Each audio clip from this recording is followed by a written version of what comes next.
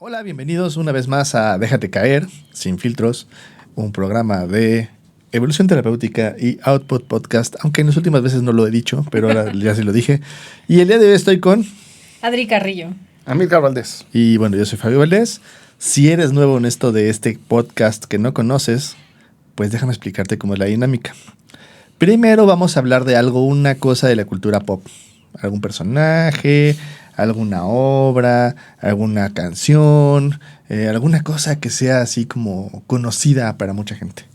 Y a partir de eso vamos a entablar una conversación. No sabemos qué conversación va a ser, pero va a ser una conversación que intentaremos buscar encontrar puntos de nuestra vida, de nuestra emocionalidad que tengan que ver con esa conversación.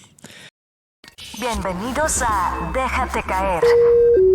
Por favor, abrocha tu cinturón y prepárate para un viaje emocional y divertido.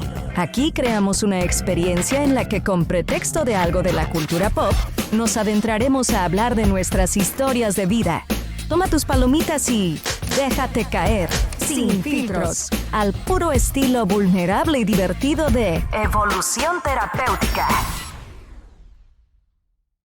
Y el día de hoy elegí como personaje, es un personaje ficticio, no hay spoilers aquí porque claramente es de 1800 y si tienes spoilers es que de verdad estás muy desactualizado. El personaje es Sherlock Holmes. Entonces, no sé por qué pensé que ibas a decir Jack the Ripper. Jack the Ripper, que está de moda. Está de moda. Claro. Sí, no lo pensé, pero voy a decir ¿Por qué está de moda? balazo. Porque ya está descubrieron al asesino de Jack the Ripper. Ya. ¿Y cómo lo hicieron? Con DNA. ADN. ¿Y quién era? Uno de los Kosowski. sospechosos. Un Kosowski. Uno de los tres sospechosos básicamente que había, ahí estaba. De hecho está en el Museo de Cera de Londres, creo, ¿no? Ajá. Sí. Pero bueno, ese no es otro tema. Pero hablando de asesinos y gente, detectives y bla, bla, Sherlock bla, Holmes lo hubiera atrapado. lo hubiera atrapado. Sherlock Holmes fue un invento creado por el Sir Arthur Conan Doyle, que era un escritor que no solamente escribía Sherlock Holmes, pero es conocido solo por Sherlock Holmes porque todo el mundo conoce su personaje, que hizo un antes y un después de lo que es los detectives, ¿no? O sea, si no conoces Sherlock Holmes, por favor, creo que es necesario, importante que veas aunque sea una serie, una película, algo, échate algo porque es de la cultura pop una cosa súper importante. Sherlock Holmes, ¿qué es? Es un personaje que cultiva su mente a un extremo muy absurdo, solo para lo que él quiere además. O sea, cultiva su mente solo de las cosas que le interesan para utilidad como detective. Hay un diálogo muy bueno en uno de los libros, no me acuerdo en cuál, con Watson, que Watson se sorprende que Sherlock Holmes no sabía que la Tierra giraba alrededor del Sol. Y cuando lo sabe, Sherlock Holmes le contesta, y ahora tendré que poner mucha energía en olvidarlo, porque eso no me ayuda en mi chamba. Y luego el caso resulta que sí necesitaba saber esa información y se la da. No, esa es de una película. Ah, es de una película. Una película, una serie hace... en la serie, yo me acuerdo en la serie. Pero bueno, el tema es que Sherlock Holmes justo tenía esta como idea de la mente y la estructura y resolver casos, y le encantaba resolver casos. Y si no estaba resolviendo casos, estaba aburrido, drogado, tocando el violín o viendo el techo sin sentido de vida. Le daba mucha importancia a lo que era pensar, a lo que era estructurar, a lo que era idear, y toda la parte, digamos, como emocional, estructurada de la sociedad, la menospreciaba. Uh-huh. Era un personaje que es interesante porque es un personaje, si se fijan, muy redondo, porque tenía una cosa muy fuerte que era la parte intelectual, y tenía una parte... Y era un gran boxeador también. También un gran boxeador. Y tenía otra parte que no era tan buena, que era justo el desempeño social, ¿no? Hoy yo creo que seguro dirían que era autista. Ajá, justo estaba pensando eso. Que seguro hoy dirían que está dentro del espectro autista. Y no lo dudo dentro del personaje que lo pondrían ahí, ¿no? Pero bueno, ha habido series, ha habido películas, y a partir de ese momento todos los demás detectives han sido medidos con Sherlock Holmes, ¿no? Nadie le llega. El único que hizo intentó Benedict me gustó. El único que intenta hacer una diferencia es Poirot, el de Agatha Christie. Ese güey sí hace una diferencia y sí hace una cosa de más social y bla. Pero no siento que haya pegado lo mismo que pegó Sherlock Holmes, tristemente. Pero sí es un detective diferente. Y pues bueno. Hay una película buena de Poirot de El Tren. No lo conozco. Expreso no es. Hay una que acaba de salir, ¿cómo se llama? El Expreso de Medianoche. Es muy buena. Si no la han visto, no se las voy a spoilerar, pero verla muy buena. Con Kenneth Branagh. Yo no lo he visto. Ya lleva como 3 películas. ¿Ah, sí? Porque, digamos que Poirot, a diferencia de Sherlock Holmes, lo que hace es encontrar los huecos sociales y los huecos emocionales dentro de las estructuras de la plática y a partir de eso encuentra el culpable. A diferencia de Sherlock Holmes, que lo hace con la evidencia. No es como una cosa ahí que fue diferente. Sí, es Criminal Minds. Ajá. Exacto. Es más Criminal Minds, sí, justo. ¿Qué? ¿Y qué piensan con respecto a esto que estamos platicando? ¿Se les viene alguna idea? ¿Piensan algo? ¿No?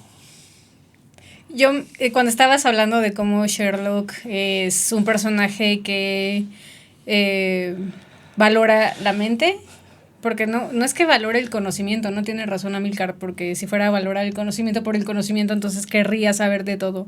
Sí, ¿no? Aunque fuera poquito, pero de todo, ¿no? Sí, sí. Y no, valora la mente y como cierto desdén a la sociedad, y me quedé pensando como en su contexto, bueno, en el contexto en el que fue creado el personaje, ¿no? ¿Fue victoriano? No estoy muy clara. Sí, victoriano, finales de la época victoriana. Wow, o sea, es que estoy como intentando imaginarme cómo fue tomado en esa época lo que la postura y el personaje en sí mismo, no me lo puedo imaginar. Extremadamente amado. ¿Sí?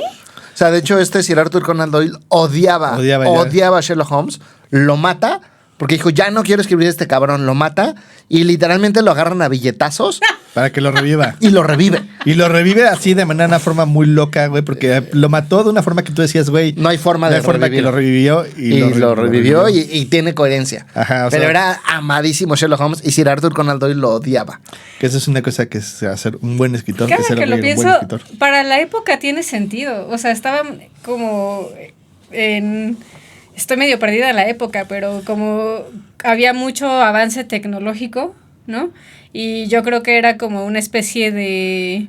Pues es que era un superhéroe. Era un superhéroe de la época, literal. O sea, era justo lo que la gente quería, como saber y la importancia del saber. Exacto. Y muy positivista. Exacto, a eso iba, ¿no?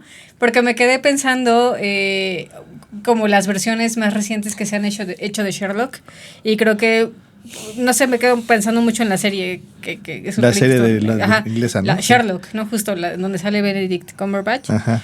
Y como que mucho de lo que se trató el personaje fue de acercarlo a algo más social y algo más emocional, ¿no? Intentarlo por lo menos. Ajá. Lo intentaron, sí. Y entonces me quedé pensando, claro, creo que, o sea, para la época tenía sentido que fuera tan positivista, ¿no?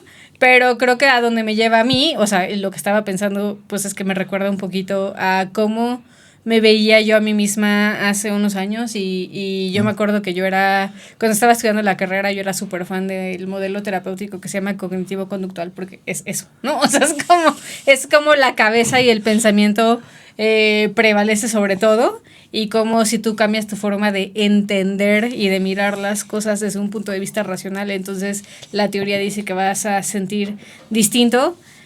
Y creo que lo que me ha pasado todos estos años es justo como, no manches, a mis emociones le vale pito lo que yo piense, de todas maneras lo siento, ¿no? Sí. Y entonces creo que a donde yo me estaba yendo un poquito era más a eso, como a un movimiento más hacia lo emocional, más hacia valorar esas partes que siento que luego peluceamos porque nos cuesta trabajo entenderlas, o porque simplemente a veces no se siente tan bien, ¿no? A veces sentir no es la cosa más agradable del mundo. Pero creo que por estar luego como glorificando la cabeza, de repente siento que como hemos construido una sociedad un poco desconectada. No sé qué piensan ustedes. Yo creo que hay una parte interesante en Sherlock Holmes que dicen lo de lo social, que de hecho es muy cagado porque su hermano era lo contrario. Ajá. Su hermano, que de hecho era más inteligente que Sherlock Holmes, no, ese era su archienemigo. McFly. No me acuerdo cómo se llama el hermano. Pero el hermano trabajaba con el gobierno inglés y era súper diplomático. Y dicho por Scotland Yard, ¿no? Sí, y dicho por Sherlock Holmes, era más inteligente que Sherlock Holmes, ¿no? Entonces creo que hay una parte como del autor de dejar algo. Moriarty también tenía mucha parte social. O sea, y güey, tenía toda una red. Pero también Sherlock Holmes la tenía. O sea, tenía su red de espías vagabundos. O sea, tenía ciertos amigos, ¿no? Entonces también como que tenía una parte social oculta, pero sí creo esto que estás diciendo. O sea, creo que más que menospreciar lo social, era una mezcla entre menospreciar lo superficial o lo que él consideraba superficial, y parte o fundamentalmente lo que él consideraba superficial era la emocionalidad. Sí, la emocionalidad y los pensamientos rápidos, ¿no? O sea, como este tema como de llegar a conclusiones rápidas y no conclusiones buscadas, ¿no? Como realmente encontrar la respuesta a partir de darle vueltas a las cosas. Que a ver, eso lo entiendo, ¿no? O sea, como de, a ver si échale cabeza y piénsale bien, ¿no? Pero lo emocional, eso está muy interesante. Es que hay ¿no? una parte de lo emocional que le damos tanto peso a la cabeza que si se vuelve real, ¿no? O sea, es interesante porque yo puedo sentir una emoción muy cruda a partir de eventos que pueden suceder, o puedo crear una emoción con mi cabeza y pensar que existe y se vuelve muy real. O sea, si yo me pongo a pensar en todas las posibilidades de cómo voy a morir, me va a dar miedo. No, bueno, le llaman ansiedad a algunos, pero me va a dar miedo. Si yo me pongo a pensar en cómo ya terminé con mi pareja porque ya me está poniendo el cuerno, no sé qué, me voy a poner triste. Y esas, digamos que son como estas emociones fantasma que tenemos, ¿no? Que luego somos presas de ellas. Yo hace años era muy preso de justo mi mente y cómo me decía cosas y sí sentía cosas a partir de eso, ¿no? Entonces entiendo que de alguna forma de ahí se agarran algunas técnicas como para decir, güey, ves cómo sí cambia la emocionalidad cuando yo pienso. Pero hay otra parte que creo que es lo más crudo de cómo sentimos la vida cuando pasan las cosas, que no es agarrado, no lo puede entender la razón. La razón lo puede como estructurar para como medio que no te vuelvas loco, pero no siento que lo pueda entender o agarrar del todo. O sea, le ponemos como una formulita, una estructura, pero en realidad es un proceso mucho más corporal, mucho más... No sé, yo sí creo que, no quiero andar en ese tema, pero sí creo que hay un cacho donde la mente nos puede ayudar mucho a entender eso. O sea, creo que a mí algo que me ayudó mucho es haber estudiado matemáticas, porque la lógica que tenemos está muy chueca. O sea, es entender, por ejemplo, para mí que hay infinitos de diferentes tamaños, me rompió la cabeza que cosas que parecen continuas tienen huecos. O sea, yo creo que la razón bien entrenada nos puede ayudar mucho a entender esas cosas. Pero estaba pensando en dos cosas. Uno, esto que estamos, o sea, a mí me da mucha risa el dicho, ¿no? Yo creo que hay mucha sabiduría en los dichos, pero este no creo que sea tan sabio como dicen, que es nadie aprende en cabeza ajena. Y me parece muy cagado porque inclusive se dice, ¿no? Que Sherlock Holmes era un espejo de Sir Arthur Conan Doyle. Ajá. ¿No? Que por eso lo odiaba, que porque era muy parecido al mismo. O sea, también era adicto a la heroína, Sir Arthur Conan Doyle, ¿no? También, o sea, eran figuras, también era bien pinche neurótico, eran figuras muy parecidas. Y ahorita que lo estoy pensando, porque si ves a Sherlock Holmes resolviendo casos, dices, no mames, quiero ser él. Sí, 100%. Pero si ves su día a día, dices, verga, güey. O sea, si no estoy resolviendo un caso, que además es difícil que un caso me interese porque soy tan pinche inteligente que con leer la carta ya lo resolví. Entonces, ningún pinche caso me va a atrapar, güey. Es súper complejo que un caso me envuelva y me atrape y lo quiera resolver. No tengo sentido de vida, no tengo amigos, no tengo una verga. Si no estoy trabajando, me estoy drogando o estoy deprimido. Es como, neta, güey, ¿quieres esa vida? Y creo que es parte de lo que hacemos, ¿no? Como segmentar, como, sí, yo quiero esto, pero esto no. Y yo quiero esto, pero esto no. O sea, un caso que creo que es muy parecido en la vida real a Sir Arthur Conan Doyle es Newton, ¿no? Sí. Sir Isaac Newton. Digo, no Conan Doyle, a Sherlock Holmes. No, es Newton. Lo conocemos por la gravedad, pero el güey hizo 20 inventos más dentro de la alquimia, dentro de la teología, porque además era alquimista, era teólogo. Numismática. Sí, tienen las moneditas, tienen las rayitas al lado por Newton, y el güey murió virgen a los 80 y tantos. ¿No? Entonces como que dices, güey, o sea, sí vale la pena pasar a la historia, bla, bla, bla, a costa de no tener una vida, de estar medio amargado. O sea, era un culero Newton, era así turbo culero, ¿no? Entonces es como... Y lo mismo pasa, ¿no? Si ves a Holmes, es como, sí, yo quiero su vida. No, güey, no quieres su vida. Quieres lo que fantaseas de su vida y quieres esa parte de resolver casos, pero su vida es una mierda. La parte pero cool. Eso está interesante también, ¿no? O sea, ¿qué nos pasa? Porque creo que es algo muy común. O sea, a mí me ha pasado. Yo veo Holmes y digo, yo quiero ser. Y de repente volteo y la verdad es que mi vida me gusta mucho, ¿no? O sea, en realidad no es como que sienta un vacío o que no tenga sentido de vida. Al contrario, creo que en ese sentido le he chingado. Pero me llama la atención, pues sí, ¿qué nos pasará que de repente segmentamos y queremos lo que el otro tiene?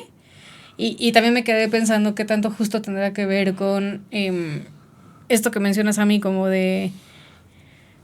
pues no sé, correr de vacíos quizás, ¿no? O sea, Sí, como... yo creo que como- lo romantizamos, Yo ¿no? creo que parte es correr de vacíos. Ahorita no sé si va a salir antes o después el que acabamos de grabar, pero tiene que ver también con lo que hicimos en ese podcast, que es lo incómodo de estar en el cuestionamiento. Ajá. No, o sea, es súper incómodo decir quiero esto, ya no lo quiero. Ese pinche que es entre un vacío, un sentido, una incertidumbre. Estar en ese pinche lugar es súper incómodo. Y entonces mejor me voy a seguridades pendejas en vez de permitir que es súper incómodo, pero es súper fructífero si lo usas de manera asertiva. Y también creo que es lo que romantizamos de esas cosas. O sea, como que, no sé, yo no veo a Sherlock Holmes en su vida completa. Yo lo que veo es que el güey es un chingón en sus casos. Y entonces yo romantizo que la gente me va a querer y se va a acercar y va a decir, güey, Don Sherlock, güey, no mames, qué chingón, ¿no? Ay, vente a tomar chelas conmigo, ¿no? Entonces, güey, ahí realmente lo que estoy buscando es que me estoy sintiendo solo y quiero conexiones, ¿no? Y me imagino que van a decir, güey, no, es que eres Ajá. Don Sherlock, entonces como eres Don Sherlock te vamos a abrir las puertas del trabajo y la vida porque tú tienes una pasión. Y entonces yo lo que me está haciendo falta es una pasión. Ok. Pero estoy romantizándolo. No mames, Don Sherlock es un chingón, bien inteligente y entonces todo el mundo lo admira y quizás lo que estoy buscando también es como sentirme vista y reconocida y querida, ¿no? O sea, creo que eso me hace mucho sentido. Y para mí mi duda sería ahí la primera. ¿Te hace falta? Ajá. ¿O estás poniendo demasiada atención en lo que no y cómo no te reconocen y quién no te reconoce y quién no te da? Y los que sí te reconocen y sí te dan los ninguneas y los mandas a la chingada. Sí, y ese es un lado. Y por el otro lado es que a lo mejor estás peleándote con una sensación en vez de tomar la sensación que sí quieres, que sí tienes, ¿no? O sea, es como yo cuando estaba en la escuela, ¿no? Yo muchas veces en las escuelas me sentía muy pendejo, ¿no? Y entonces está cagado porque incluso con todo lo que conozco, sé, bla, bla, yo a veces me iba a este tema de, pues a lo mejor me he inventado que estoy listo y estoy bien pendejo, ¿no? Pero claro, la situación en la que estaba, bajo un nuevo enfoque, bajo un nuevo tipo de terapia, desaprender ciertas cosas, entenderlas desde un enfoque diferente, güey, te sientes bien estúpido, ¿no? Y en ese sentido, si yo me empiezo a pelear y digo como, no mames, es que si yo realmente fuera inteligente no me sentiría así. Es una ecuación que es irreal porque al final de cuentas sí puedo ser inteligente, pero para algunas cosas la tengo mucho más desarrollada y para otras no tanto porque al final de cuentas o estoy en un proceso de aprendizaje. Y entonces, claro, si yo creo que con la inteligencia cada vez que entienda algo, va a ser así en chinga y no voy a tener este proceso de aprendizaje, pues estoy queriendo evitar una parte que es incómoda y muchas veces es lo que queremos hacer, como quitarnos esas partes incómodas del proceso de la vida.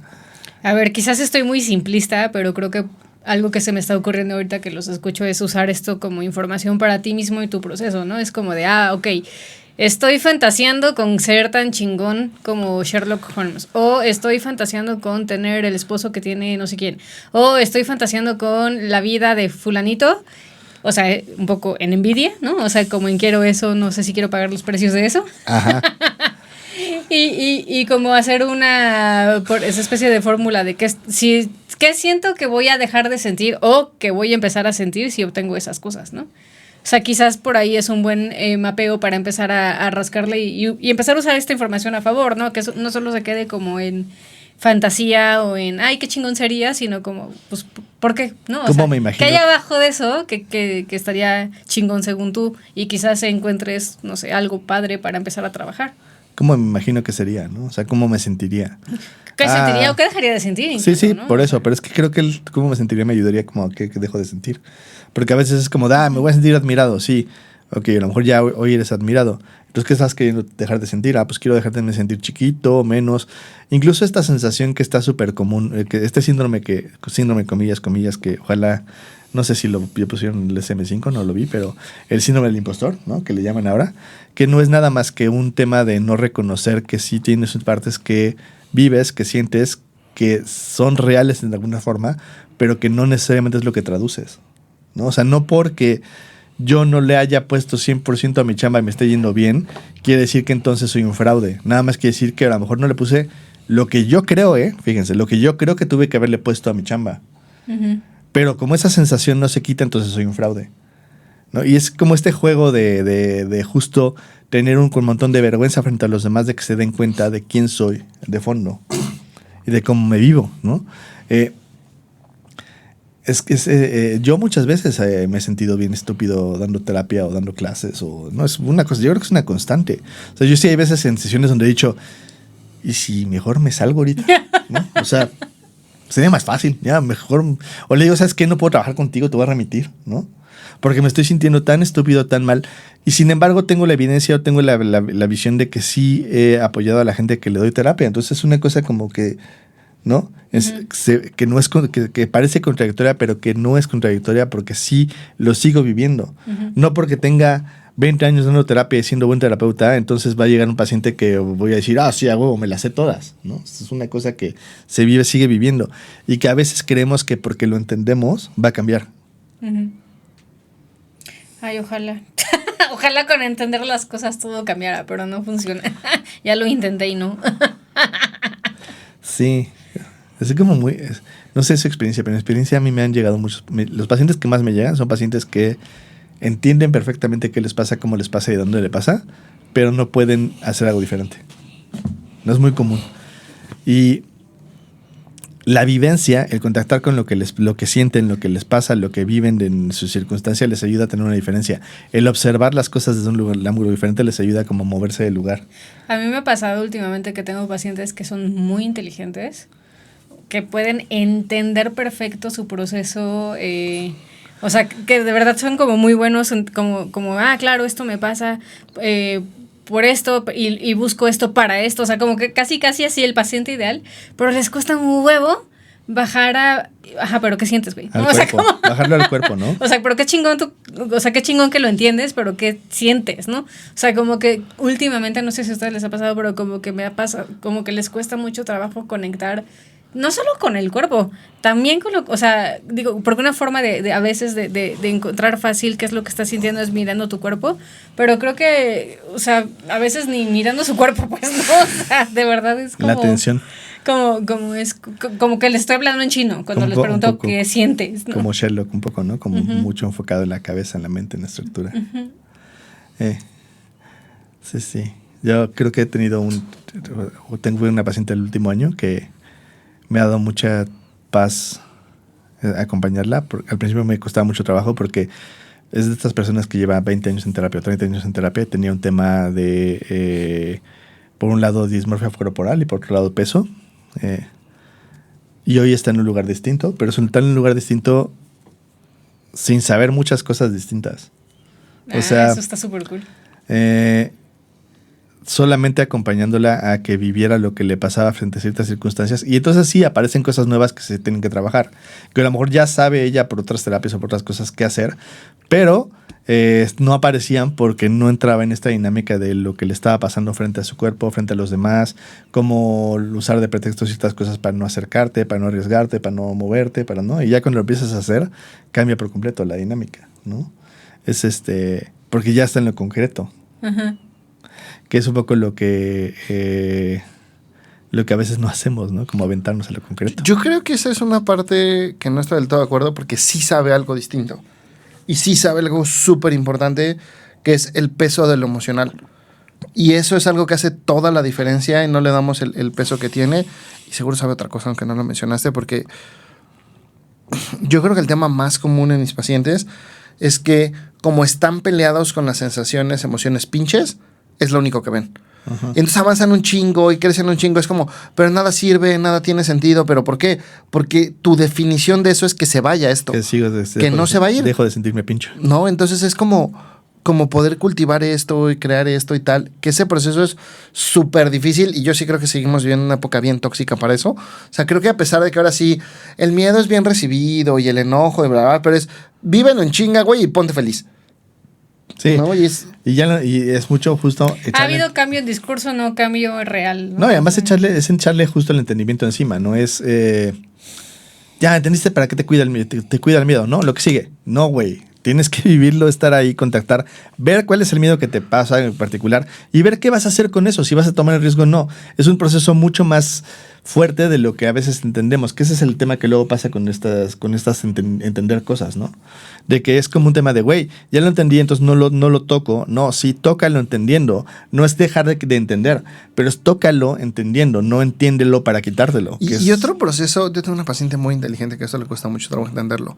La cabeza entiende en chinga. Sí. Pero también se confunde y olvida en chinga. Y el proceso emocional entiende mucho más lento, pero es como más permanente. Pero cuando cae, cae. ¿No? Entonces es como... Y esta paciente es como... A cada rato me dice, es que ya no iba a venir porque vengo y te cuento lo mismo. Y siempre le digo como, a ver, si es un pedo tuyo, pues espaciamos las consultas, vemos cómo lo hacemos, ¿no? Si el pedo es conmigo, yo estoy súper tranquilo porque entiendo este proceso donde... Ajá. O sea, y ella misma a veces se frustra porque es como... Ya entiende algo en una consulta y la veo la siguiente semana... Y se le fue, güey.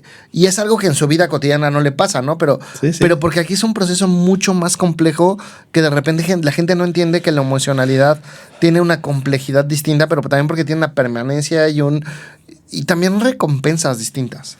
Sí, además, la mente cuando no está preparado para procesarlo, lo olvida, ¿no?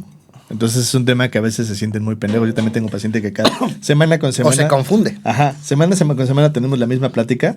Y semana con semana llega diciendo, es que no quiero tener la plástica. Y acabamos teniendo la misma plática que le hace sentido. Entonces, pero ya le va agregando cosas, Ya me ¿ves? imagino su cara de me lleva, que sigue siendo lo mismo. Ajá, pero no, al final es interesante porque al principio es como de puta madre, no quiero hablar de esto. Luego es como de, por eso tengo que hablar de esto, güey. Porque se me va olvidando y voy incorporando ciertas cosas nuevas, ¿no? Pero güey, la siguiente semana se le olvida el 80% de eso y nada más. Que además se queda con está el cabrón 20. porque inclusive, o sea, yo por ejemplo, una de las cosas que más les digo a mis pacientes que les va a hacer bien si lo hacen de manera sostenida, permanente, bla, bla, les digo 3 cosas, ¿no?